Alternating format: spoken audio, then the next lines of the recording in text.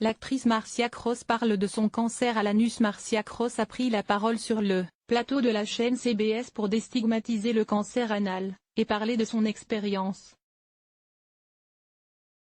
L'actrice, en rémission après 6 semaines de radiothérapie et 2 semaines de chimiothérapie, a reçu le diagnostic de la maladie en novembre 2017. Il y a 1 an et demi, Marcia Cross s'est rendue chez le gynécologue pour un examen régulier lorsque son médecin a remarqué une masse cancéreuse au niveau de son anus. Elle a révélé l'existence de son cancer anal sur les réseaux sociaux environ 6 mois après le diagnostic. Aujourd'hui, l'actrice américaine de Desperate Housewives âgée de 57 ans est en rémission.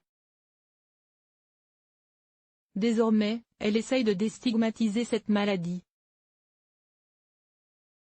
Je sais qu'il y a des gens qui ont honte, déclare-t-elle à la chaîne CBS. Avec un cancer, faut-il en plus avoir honte d'avoir fait quelque chose de mal parce qu'il s'est installé dans l'anus?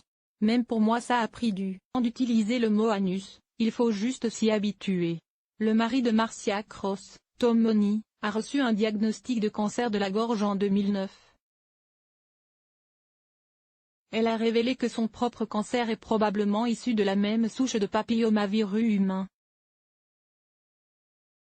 Prévention précoce. Contrairement au cancer colorectal, qui se développe dans le rectum ou le côlon,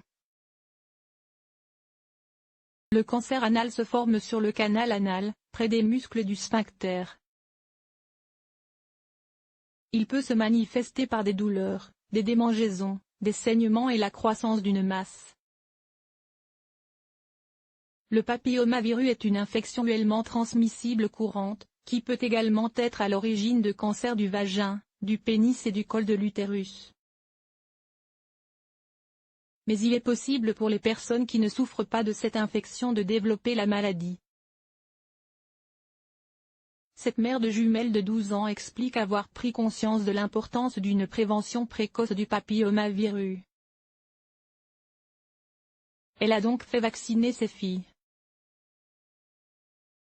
Pour sa part, Marcia Cross est en rémission après 6 semaines de radiothérapie et 2 semaines de chimiothérapie. Je me sens redevenue normale, même si c'est une nouvelle normalité.